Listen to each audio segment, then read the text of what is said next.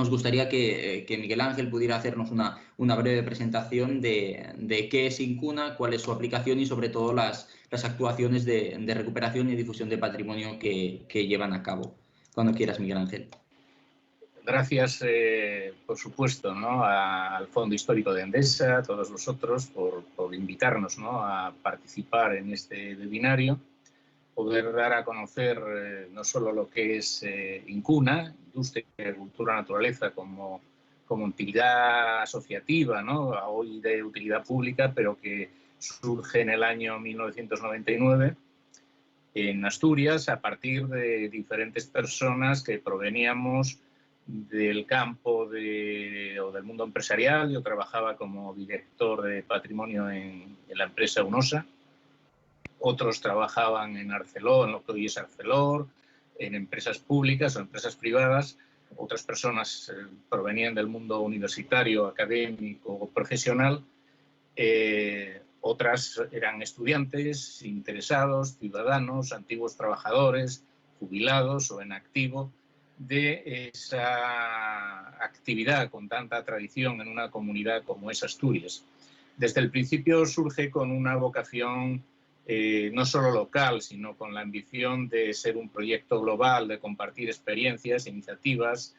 de hacer eso que era una afición o un pasatiempo en algunos casos, a convertirlo en una actividad más sostenible, más estable, más participativa y que tuviese una cierta implicación social, el poder aportar, en la medida de nuestras posibilidades y limitaciones,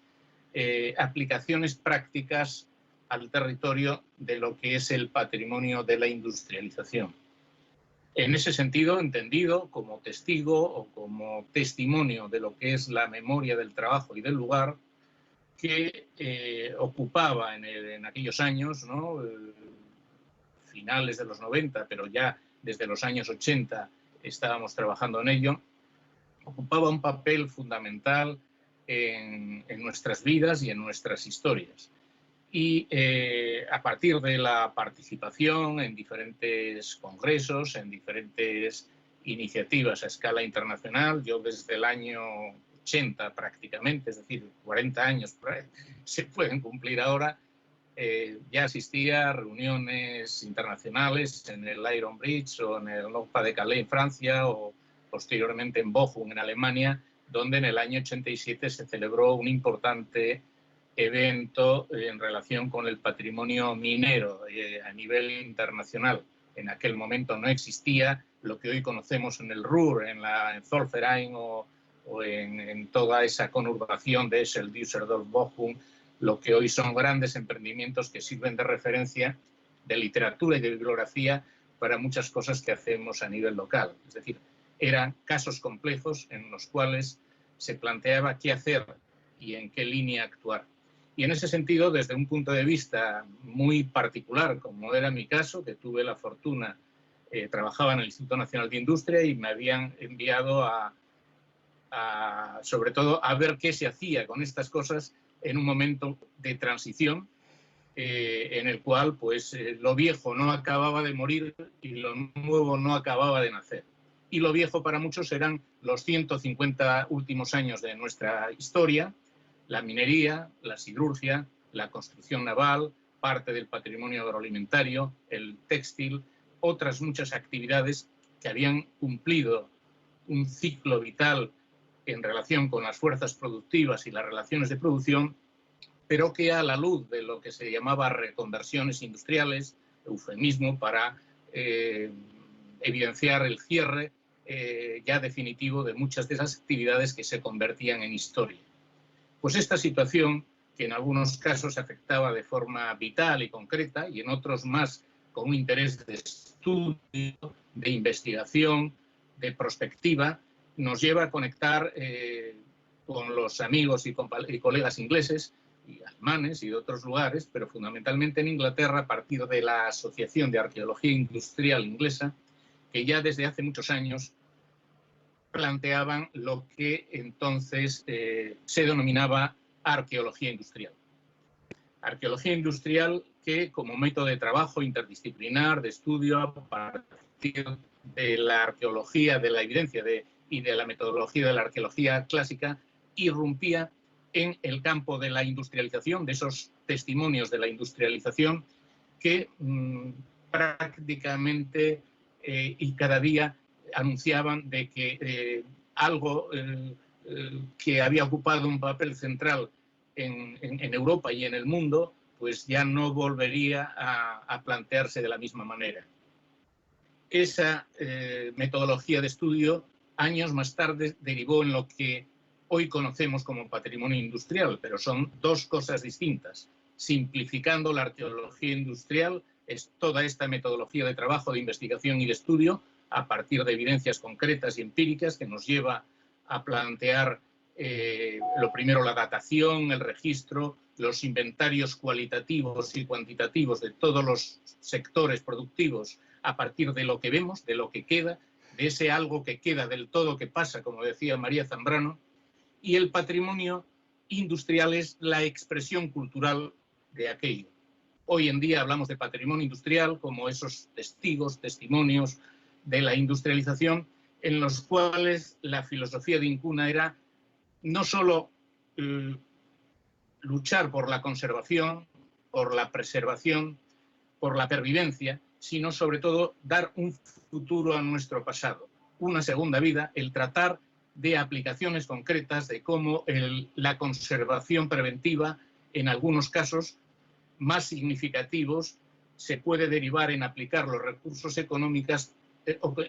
para valorizar esos testigos de la industrialización y ofrecer nuevas posibilidades de conservación con usos sostenibles en el sentido técnico y económico del término. Es decir, que haya una metodología de planes directores, de planes de manejo, de usos concretos que atiendan a necesidades sociales, y eso va a garantizar la pervivencia del patrimonio industrial de cara a un próximo futuro. Tenemos la experiencia en nuestro país y en el mundo de los castillos, de los monasterios, de los palacios y de lo que queda de ellos, que han ocupado un papel central durante muchos siglos y en algunos casos pues han desaparecido o nos quedan meras ruinas, que en muchos casos obligan a un relato esclarecedor de explicar esa parte de la historia a partir de la evidencia edilicia, ¿no? De lo que vemos concreto como edificio en sus restos. En el patrimonio industrial, Incuna se plantea esa combinación de elementos de estudio, trabajo, investigación, sensibilización, denuncia en muchos casos, pero también nuestro intento es una prospectiva, es decir, tratar de aplicar con herramientas profesionales, técnicas, con el contraste de ideas, con la cooperación internacional, posibilidades de pervivencia en ese uso nuevo que garantice precisamente el dar un futuro a este pasado. Surge en el año 99 y en el año 2011 se declara de utilidad pública y a raíz de todos estos años, como muchos de vosotros conocéis porque habéis participado en alguna de las actividades, se van realizando algunas actividades que visibilicen esta actividad concreta, que en muchos casos muy voluntaria se planteaba a niveles locales. Desde el año 99 se realizan las Jornadas Internacionales de Patrimonio Industrial,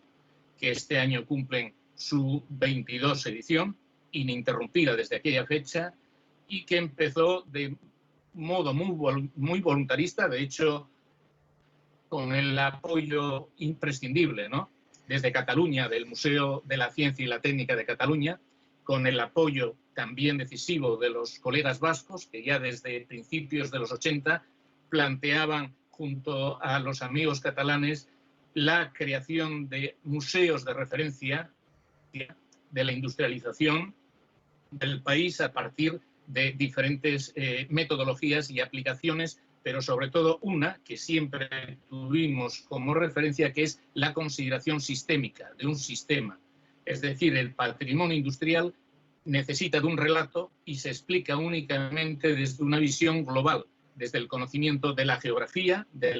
y el análisis del territorio, desde el conocimiento de la arquitectura, desde el conocimiento de la ingeniería, de la historia técnica y de la evolución de la tecnología, desde la propia sociología o antropología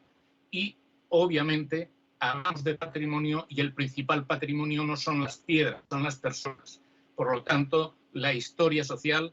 la historia económica, sin la cual no podemos ese relato, y la memoria del trabajo, las historias de vida de los protagonistas de la historia, que son trabajadores, técnicos, empresarios,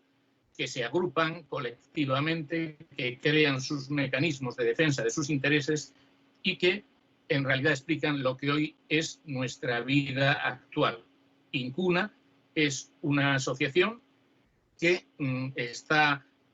implicada o que intenta implicarse en proyectos que en la actualidad signifiquen el preservar y el conservar el patrimonio, pero con una vocación práctica de utilidad social, en la cual el estudio es básico y la investigación, y sobre todo la realización de inventarios y registros, porque sin saber lo que hay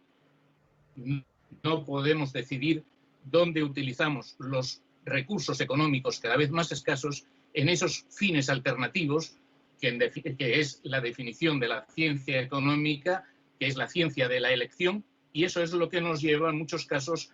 a decidir en estos momentos tan complejos y tan difíciles dónde vamos a aplicar esos recursos de preservación del patrimonio para darles nuevos usos, ya sean museos, centros de interpretación, nuevos equipamientos económicos, nuevos equipamientos sociales, culturales, de industrias culturales y creativas, cómo vamos a conservar los archivos y la documentación administrativa, comercial, histórica de las empresas, que es un elemento básico y fundamental para decidir también en la selección, y por eso los inventarios son fundamentales.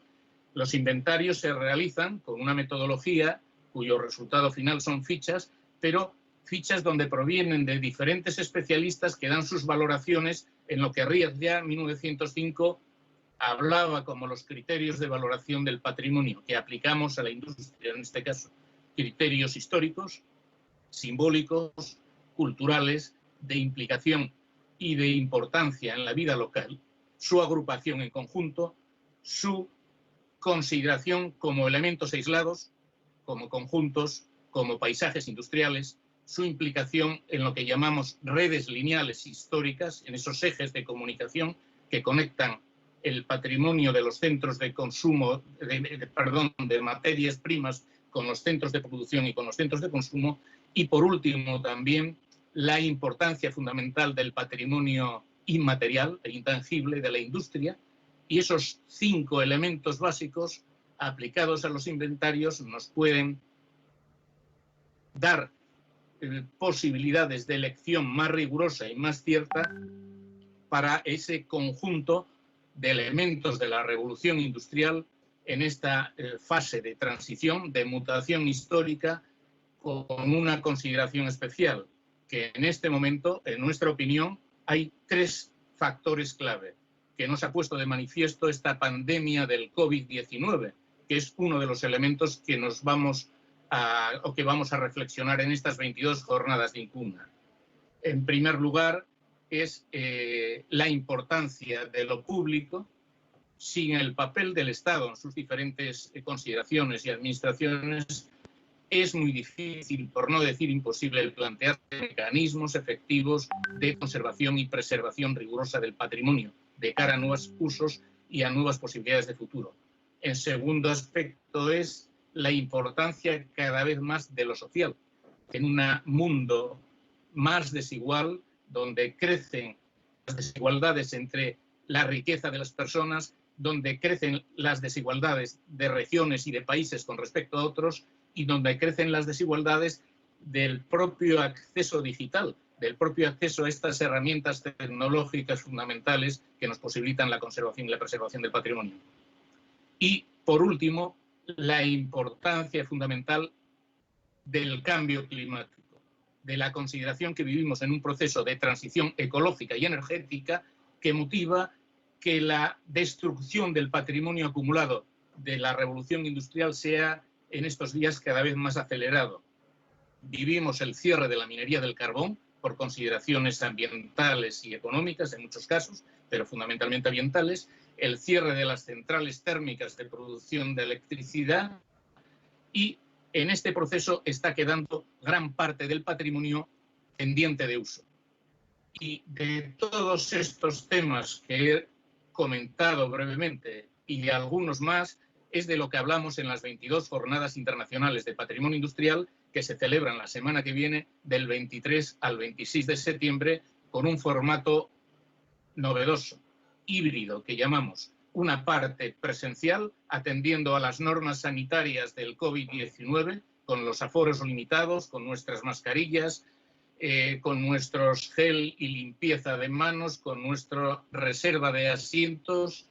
pero también, sobre todo, con el impulso de la online o virtual, tal como estamos haciendo ahora, que nos ha permitido que haya 260 inscritos en este momento de 19 países del mundo y se presenten 130 ponencias, como podéis ver en el programa que hemos puesto en nuestra web, y que, aunque tengo el PDF aquí para poder compartirlo, pero prefiero que sea más bien de palabra para no perder tiempo en eso, y comentaros los contenidos, que son 2 paneles fundamentales, uno dedicado a la gestión de los museos en tiempos de COVID-19, otro panel cross-cutting también dedicado, en este caso, a la transición energética y ecológica en las regiones mineras europeas y la casuística que genera de financiación de nuevos proyectos de puesta en valor del patrimonio industrial en toda Europa, porque son problemas comunes y me atrevería a decir que en todo el mundo, pero en este momento, con el Pacto Verde Europeo, con las líneas financieras abiertas, tendremos una reflexión desde gestores de empresas energéticas como EDP, desde el presidente de la Asociación de Municipios Afectados por el cierre de las centrales térmicas, que es Valentín González, alcalde de Aspontes. Tenemos también, en muchos casos, la reflexión que realiza la propia administración de la comunidad donde vivimos, de Asturias, del Principado, y tendremos también la reflexión del director de la Fundación Ciudén en Ponferrada, Ciudad de la Energía, ya que, como sabéis, administra también, o va a administrar y evaluar gran parte de las ayudas financieras a la aplicación en las regiones mineras. Esos paneles se complementan con 4 secciones, donde esos 130 ponentes que comentaba hablarán de medios de transporte y movilidades históricas, nos hablarán también de los problemas de seguridad, conservación y gestión del patrimonio industrial y cultural. También tendremos ocasión de reflexionar sobre aspectos de la economía circular, sobre cuestiones relacionadas con este turismo sin turistas que vivimos en la etapa actual, y otra serie de cuestiones muy relacionadas con lo que es la valorización del patrimonio, y, por supuesto, también esas propuestas que tenemos en el patrimonio industrial en este proceso de transición ecológica y afecto al cambio climático. ¿De qué manera actuar? ¿De qué manera conservar? ¿De qué manera valorizar para hacer propuestas concretas, aprovechando buenas prácticas que existen en otros países, aprendiendo también, por supuesto, de los errores, y estableciendo esas líneas que marcan las jornadas, que es un lugar de encuentro, una cita donde personas de muchos lugares hemos ya durante años compartido experiencias y creado una red de trabajo que nos lleva este año, que nos hablen nuestros compañeros que han presentado y que han organizado ya la coordinación en Asia de todo el patrimonio industrial a través de una compañera de China, y de India, y también de América, de Europa y de África. En ese sentido, tendremos experiencias en las cuales nos va a permitir poner en cuestión el estado de la cuestión de algunas líneas de trabajo que posteriormente compartiremos en redes más temáticas, más concretas, entre universidades, museos, asociaciones, como sabéis o participáis muchos de vosotros, que nos llevan durante el año a ir a lugares muy distintos, muy distantes, en esta vocación, casi una religión de misionero, que en algunos casos sencillamente es un intento de aplicar o de comprometernos con la propia sociedad en parte a nuestra experiencia personal de vida y de trabajo, en la cual,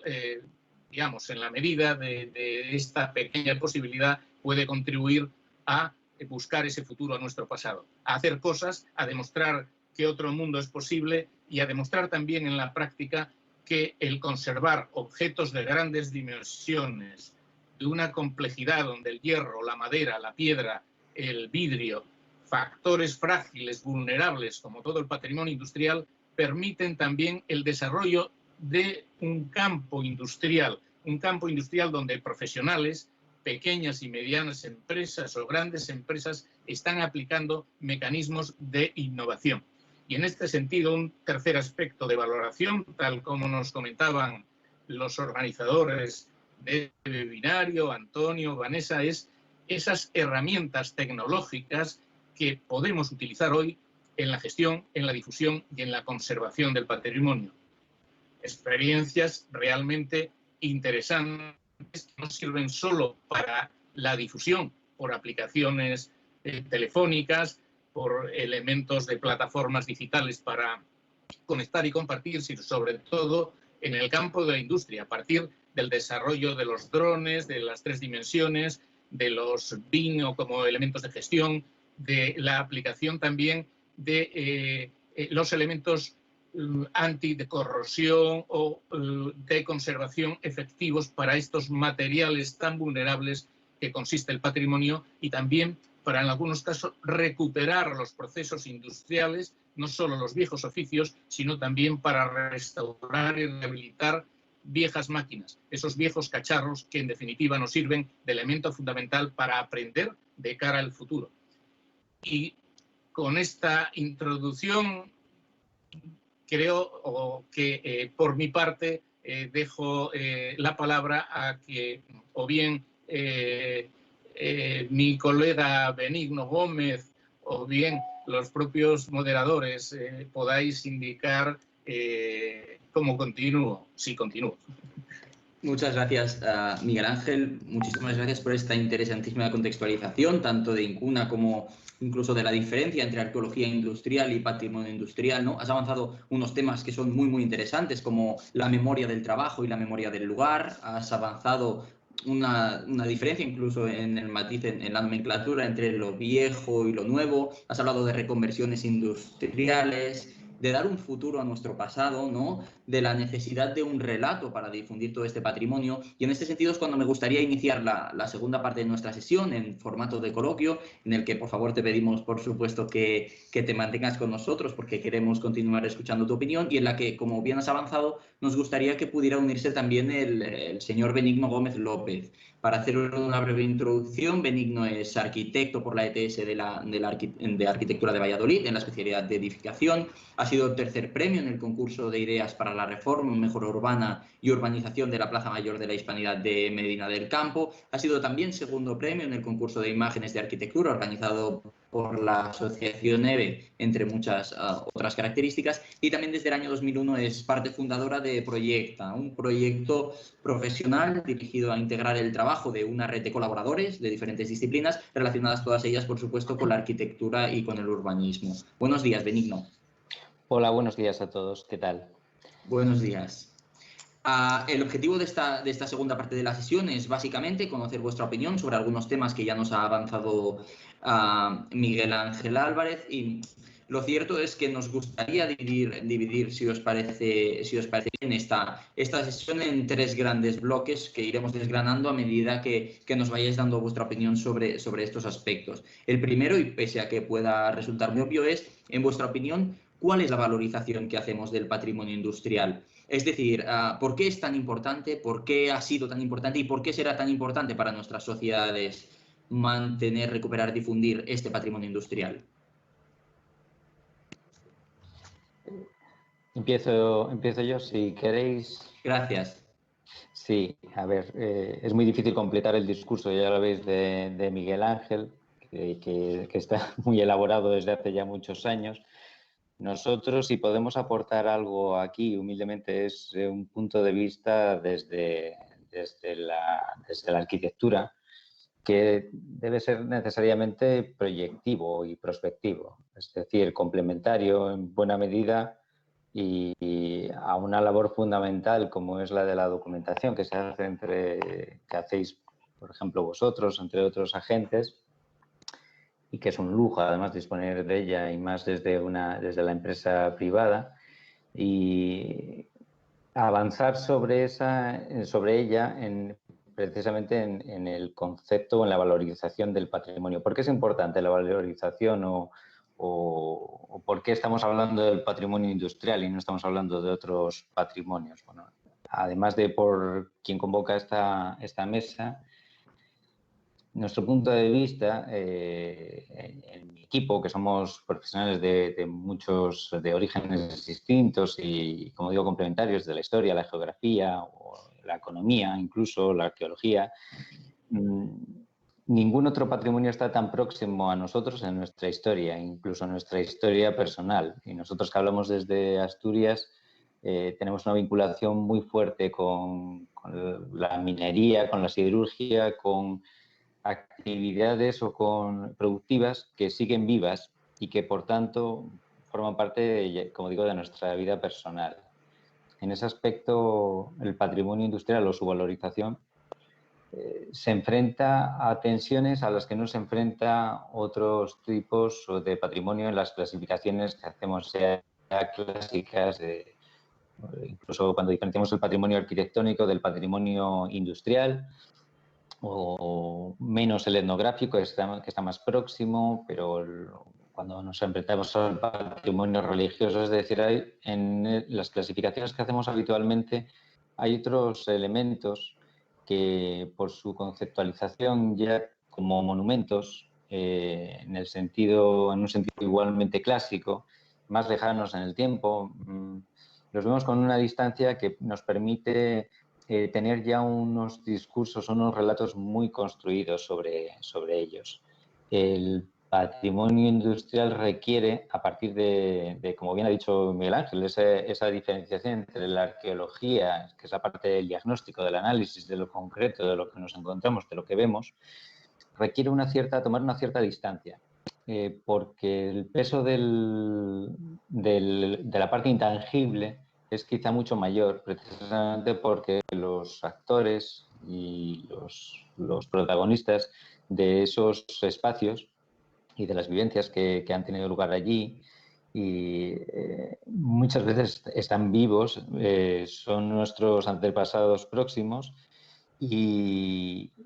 el proceso de apropiación, que en primer lugar debe ser suyo para ser efectivo, supone cambiar su punto de vista y enfrentarse a algo físico y que ellos han vivido como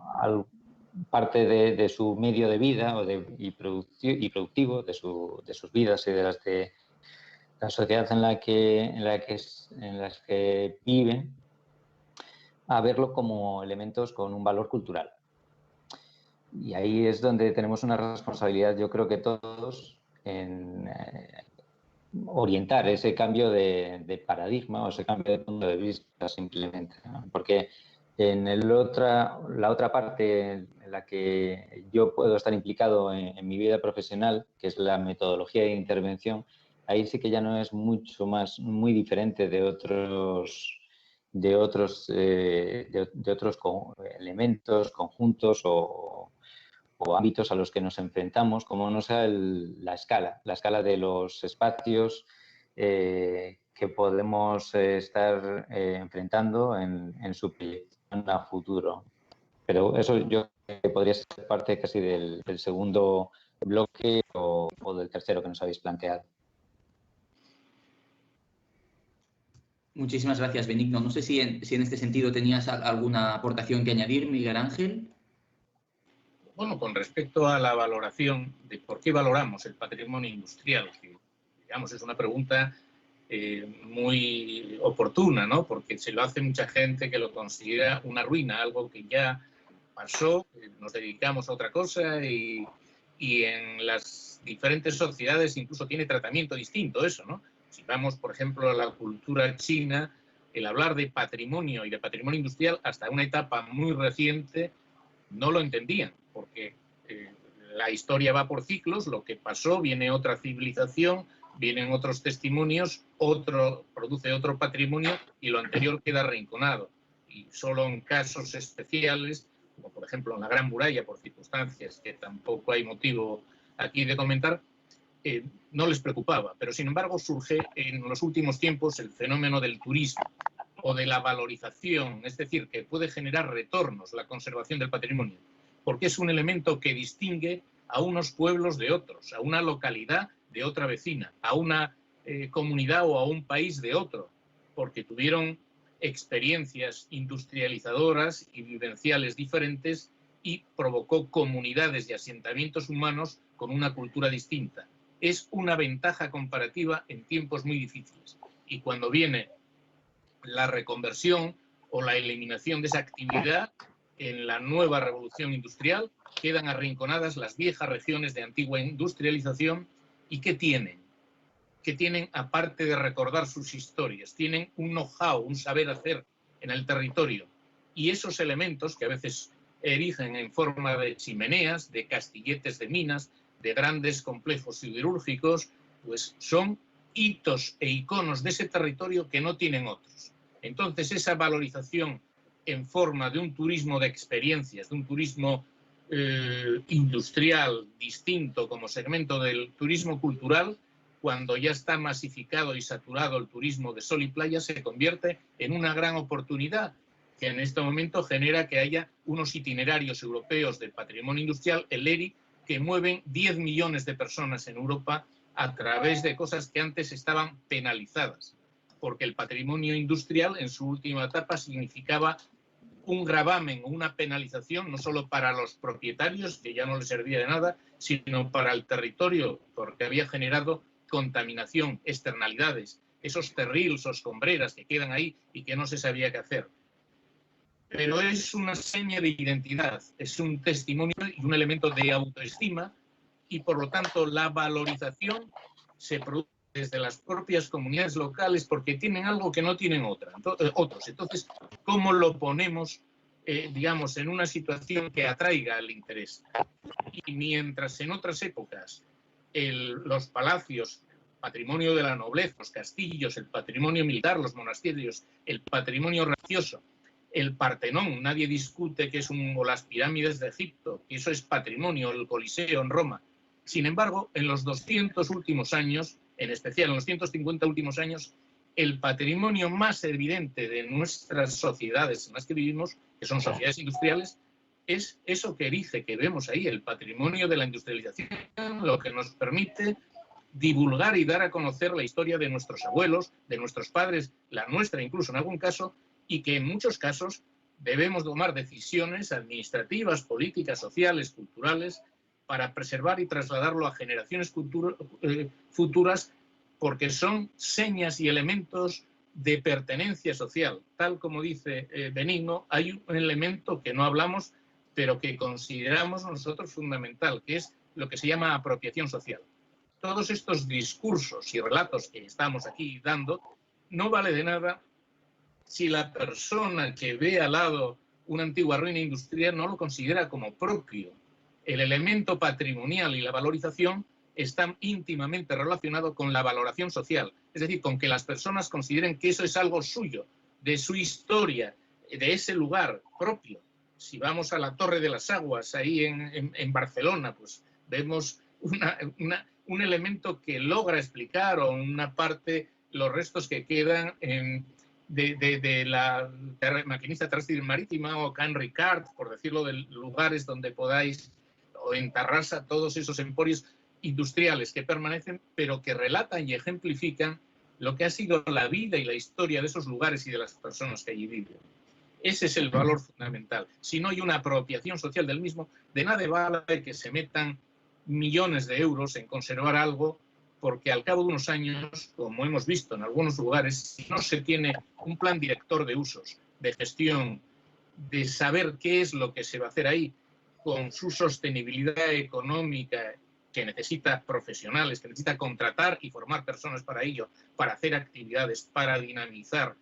para ofrecer esas posibilidades que incluso se puedan cobrar una entrada, porque hablamos del patrimonio industrial y los precios de los que hablamos no son, digamos, la expresión económica del precio que de un valor determinado, sino que estamos hablando de valores intangibles. Por lo tanto, son precios hedónicos de disfrute y de reutilización social en muchos casos, o de apropiación social. Por lo tanto, estamos hablando de elementos fundamentales en los cuales que se considere el sentido de pertenencia y su valoración por las personas es fundamental. Muchísimas gracias a los dos. De hecho, este segundo bloque me gustaría relacionarlo directamente con algo que muy acertadamente acabáis de avanzar, y es la proximidad de este patrimonio industrial histórico con las sociedades, la propia territorialidad de este patrimonio. ¿Podemos entender que este efecto de proximidad con la sociedad es un potencial para que el patrimonio industrial, una vez haya finalizado su vida útil o incluso no, sea un dinamizador cultural, un dinamizador turístico o incluso económico del territorio? El jovenino. Sí, bueno, sí, desde luego. A ver, desde nuestra perspectiva, el patrimonio industrial sin su territorio no es. Es decir, nuevamente una característica que lo diferencia de otros conceptos patrimoniales o de otros patrimonios. Nosotros nos gustan muy poco las clasificaciones en este aspecto, ¿no? Pero bueno, sí que nos entendemos. Pocos otros patrimonios es muy difícil, o sea, se pueden entender por sí mismos, porque nuevamente tenemos todos en la cabeza el concepto del monumento, ¿no? Del siglo XIX. Las catedrales a las que derribamos todo lo construido alrededor para contemplarlas, para nuestra contemplación. Ahí fue donde empezamos seguramente sin querer o queriendo, avanzar en ese concepto del monumento. ¿Qué ocurre? Cuando llegamos al patrimonio del siglo XX, al patrimonio industrial, nos enfrentamos a él, lógicamente, de principio nos enfrentamos con las mismas herramientas. Pero luego, enseguida, nos damos cuenta de que no puede ser así. Es decir, no se puede entender una fábrica sin el itinerario de la materia prima hasta llegar a ella y sin el itinerario que seguía el producto hasta llegar a las casas de la gente, ¿no? No se puede comprender los itinerarios productivos. Es decir, no se puede comprender el patrimonio industrial sin una historia social, la residencia próxima o muchas veces próxima, conformando conjuntos completos y coherentes. No se puede entender sin la historia económica, sin la historia muchas veces de las familias que promovían esas implantaciones con unas ideas de proyecto muy claras y muy definidas. Y que si ahora no somos capaces de interpretar en relación con su territorio, seguramente no comprenderemos. Es decir, para nosotros el territorio siempre lo entendemos como un ámbito geográfico, que sería el del diagnóstico, y como un ámbito material, que sería el del proyecto, en esa doble acepción. Y el paisaje supone añadir un concepto complejo, pero es el que realmente le da el interés, que es el paisaje como un constructo cultural que va a unar el territorio y su historia en un sentido amplio. El papel, nuevamente, de los archivos y de los analistas en este sentido es básico. Y luego a los que nos toca hacer propuestas concretas sobre el territorio tenemos que ser capaces de trasladar ese análisis al destinatario final, al que realmente lo va a interpretar en la visita. Y esa visita nos viene bien, que además sea una visita dinámica, o sea, que sea un concepto interpretativo dinámico, porque es la forma de comprender los territorios, los paisajes industriales. Ahora ya hace mucho tiempo que tenemos disciplinas que abordan estas cuestiones, desde los proyectos urbanos que nacieron en Cataluña y en la Escuela de Barcelona. Nosotros tenemos una frase que utilizamos como en nuestro frontispicio siempre, que es de Solà Morales: la mirada como interpretación, el proyecto como idea. Y es que es una frase que sintetiza muy bien cómo creemos que hay que abordar el proyecto industrial en particular. Hace falta una nueva mirada que ha de ser interpretativa, cultural en definitiva, y esa es la que hay que trasladar y proyectar para que llegue al visitante, turista, viajero, como lo queramos llamar, cada día más, y casi hasta ligando con el siguiente punto, cada día más el viajero construye su propia experiencia.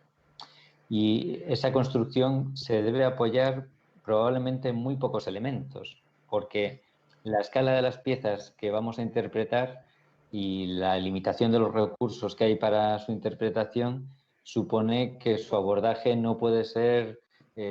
como en otros casos, global, ni de una restauración de detalle, sino que va a ser la sociedad con su apropiación, ¿no? y en consecuencia con el interés que demuestre en el futuro sobre esos elementos, la que va a poner el límite por arriba de hasta dónde se debe llegar para mantener lo que mucha gente no quiere denominar vestigios, muchos profesionales no quieren denominar vestigios, pero yo creo que es una palabra adecuada. Son vestigios que a veces para descubrir es necesario eliminar capas y producir limpiezas y poner orden, en definitiva, y unificar o estructurar más bien un acercamiento que a veces será inmersivo y otras veces será puramente contemplativo desde el exterior por la propia naturaleza de los elementos. Seguramente incluso algunas de las piezas siguen en funcionamiento, conviviendo con elementos protegidos y hasta por cuestiones de seguridad no se pueden visitar. Es decir, hay toda una serie de elementos que podría pensarse que son limitaciones, pero a nosotros nos gusta pensar que lo que son características de un patrimonio vivo y muy rico que merece la pena abordar desde su propia realidad. Yo creo que es un poco, el concepto del territorio es fundamental, desde luego, claro, su soporte. Muchas gracias, Benigno. Miguel Ángel, no sé si querías añadir alguna cosa a la intervención de Benigno. No. Pues, de hecho, viendo la intervención de Benigno, nos has hablado de las herramientas que tenemos para gestionar y para difundir el patrimonio industrial. En este sentido, me gustaría entrar en el tercer bloque y es saber qué papel juegan las nuevas tecnologías, que es algo que ya ha avanzado antes Miguel Ángel, como herramientas de difusión. Podríamos entender nuevas tecnologías con complicadísimos procesos de digitalización de patrimonio, ya sea de bienes muebles o incluso de bienes inmuebles, de nuevas formas de difundirlo, como podrían ser las redes sociales, nuevas maneras de digitalizar la documentación o incluso la propia digitalización de jornadas como las que nos ha comentado antes Miguel Ángel o incluso estas sesiones que estamos desarrollando, ¿no? ¿Qué papel juegan las nuevas tecnologías en este ámbito? Sí, no sé si Miguel o... Sí, Miguel. No, perdón. No, bueno, simplemente, vamos, desde mi punto de vista, permiten hacer cosas que antes no se podía hacer, en particular en lo que estamos hablando, ¿no? Pues aquí, por ejemplo, que tenemos un caso de Arnao, una mina que es subacuática, pues hoy en día una infografía te permite visualizar y hacer una inmersión en un entorno que de otra manera sería imposible, ¿no? de visualizar. Son cosas que no ocurren en otros casos. Permiten visitas autoguiadas, permiten autointerpretativas. Cuando yo digo autointerpretativas, es decir, que ponen a tu alcance elementos o recursos que más allá del grado de detalle o que sean más o menos inmersivas, ofrecen datos o visualizaciones que por el propio punto de vista sería muy difícil conseguir, o incluso recoger elementos. Antes ha hablado Miguel Ángel de itinerarios lineales. Bueno, que han desaparecido en muchos casos porque han sido superados por otras infraestructuras que se han superpuesto, ¿no? Es fundamental desde nuestro punto de vista para la valorización y para la interpretación. Sí, bueno, yo en las herramientas, ¿no?, que precisabas, ¿no?, que fundamentalmente estábamos hablando ahora de difusión. Yo lo que me gustaría enfatizar, ¿no?, dar importancia también que está en el campo, digamos, primario, ¿no?, que es el de la conservación o preservación, ¿no?, en los programas de conservación preventiva, aquellos otros que ya en estadio superior se quieren hacer intervenciones para la valorización y que en este momento exige, ¿no?, la innovación tecnológica, que también da oportunidades de empleo, de trabajo, porque es un sector industrial. Igual que en la crisis sanitaria actual ha provocado una revalorización no solo de las herramientas tecnológicas en el plano sanitario, que podamos hacer consultas por vía no ya telefónica, sino aportando telemática, ¿no?, aportando información gráfica o documental al respecto, o bien en el campo del patrimonio agroalimentario ha revalorizado la importancia que tiene el sector, que estaba olvidado, o que también ha revalorizado la importancia que pueden tener lo que, digamos, en un término que no me gusta mucho, eso de la España vacía, pero ha revalorizado aspectos o asentamientos, pueblos urbanos que habían quedado a la luz de un entendido o mal entendido desarrollo, prácticamente sin servicios públicos, abandonados, y que ahora, con una accesibilidad en lo que es telemática, ¿no?, cibernética, que se puede trabajar. Yo aquí en Asturias, como sabéis, se ha producido pues un foco de atracción y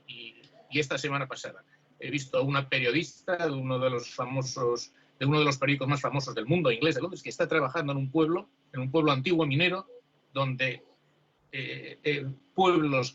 o lugares que estaban medio en ruinas ahora se están provocando asentamientos con proyectos de vida distintos. Ha sido motivo. Y entonces eso provoca la necesidad de restauración, de tener infraestructuras cibernéticas, porque si no hay accesibilidad digital no podremos ni establecer estos webinarios, ni poder trabajar o teletrabajar o contribuir a los elementos que en el campo cultural, en los museos, en los archivos, pues son básicos, ¿no?, para su difusión, para su consulta, para su utilidad y necesidad pública. En el campo del patrimonio, me refería antes brevemente a aspectos necesarios de las nuevas herramientas de innovación que provocan la conservación. En España, desde elementos de teledetección del deterioro patrimonial de muchos edificios, algunos programas muy interesantes, bueno, seguro que me voy a olvidar mucho, pero de la Fundación Santa María de Peridis, que empezaron hace muchos años, de cómo saber exactamente cuál es el estado de conservación patrimonial de muchos lugares. Pero en el campo del patrimonio industrial hay una iniciativa magnífica de la fundidora Monterrey, la primera siderúrgica en América Latina, a la que, por cierto,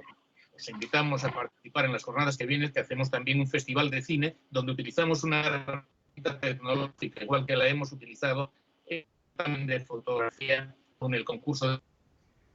Y en ese sentido, en la fundidora, están innovando y aplicando lo que son elementos anticorrosivos para que el periodo de maduración y el periodo de retorno, ¿no?, de una aplicación anticorrosiva pase de 3 a 5 años y ahora 7 años, con lo cual las inversiones que se realizan en la conservación ya son menos lesivas, menos gravosas para sus propietarios, y está muy en relación con ese dar futuro a nuestro pasado. No ayudaríamos mucho de forma voluntarista a querer conservar todo, porque seguramente será la mejor manera de no conservar nada, sino, como hablaba anteriormente, de la valorización del patrimonio y, en este sentido, de las herramientas tecnológicas que faciliten su difusión, que faciliten la formación e información de los ciudadanos, que faciliten la accesibilidad a ello, nos permite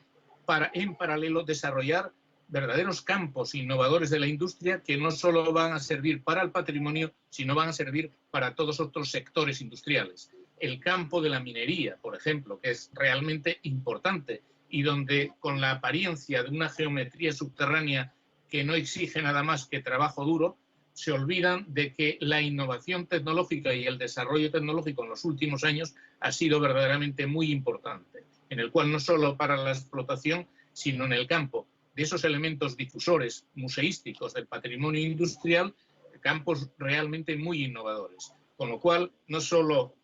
que es muy importante las aplicaciones telefónicas, los aspectos que comentaba de trabajar recuperando lo que allí se hizo en 3 dimensiones y recuperando en tecnologías de la información desarrolladas lo que se hacía en esas industrias, cómo se trabajaba, cómo funcionaban las máquinas, cómo se planteaba la organización social, cómo vivían las personas. Y esos son campos que en este momento se ha ido avanzando mucho en el desarrollo de aplicaciones tecnológicas, con la ventaja de que, en base a mi experiencia más reciente, veo jóvenes y pequeñas empresas que en este momento tienen una dimensión más global. Nosotros hemos contratado no voy a hacer publicidad tampoco, una plataforma tecnológica que nos permite seleccionar las películas de cualquier lugar del mundo, desde nuestra casa hacer reuniones de un jurado, seleccionarlos para luego restaurarlas, poner nuestros capítulos de edición, y todo eso lo hacen personas que se autoorganizan en forma de microempresas y empresas, y que si se hace de forma sostenible, técnica y económicamente, el patrimonio puede considerarse una industria del futuro, porque no tiene la limitación temporal que puede tener un programa informático, que al cabo de un mes ya está fuera del mercado porque surgió otro mejor en cualquier lugar del mundo. El patrimonio significa, como antes comentábamos, que esos testimonios del pasado, que significan algo en nuestra vida y en la vida de la sociedad, decidimos políticamente conservarlos, administrarlos para legarlos a las generaciones futuras, con usos y utilidades que nos permitan que cueste lo menos posible a la sociedad. Y en ese sentido, el horizonte temporal de la industria del patrimonio se puede convertir en una obsesión, pero estamos hablando de periodos históricos muy largos. Con lo cual, todo lo que se haga en el patrimonio no debe ser de forma voluntarista, sino como nos han enseñado actualmente las dificultades que vivimos de la pandemia, que tenemos que estar gran parte del tiempo encerrados en nuestras casas, significa que tenemos que distinguir entre distancia física y distancia social. La distancia física la podemos tener ahora, pero no la distancia social, que la estamos manteniendo, y de cara al patrimonio la debemos fortalecer cara al futuro. Somos una comunidad con un objetivo que es preservar los testimonios del pasado con las herramientas que generen más posibilidades para preservarlo cara al futuro con los menores costes y de la manera más eficiente para los que tengan que administrar, ya sean públicos o privados, ese patrimonio que es un elemento cultural que forma parte para siempre ya de nuestras vidas. Muchísimas gracias, Benigno. Muchísimas gracias, Miguel Ángel. Me quedo con esta reflexión final que has hecho, que el patrimonio industrial forma parte del patrimonio de nuestras vidas. Os agradezco muchísimo la participación en esta sesión interesantísima, y también quiero aprovechar para pedir disculpas a los usuarios que una vez más nos hemos excedido brevemente del tiempo. Simplemente comentar que restamos a vuestra disposición para todo aquello que podáis precisar, y agradeceros, por supuesto, la asistencia. Gracias a vosotros. Gracias a vosotros. Muchas gracias.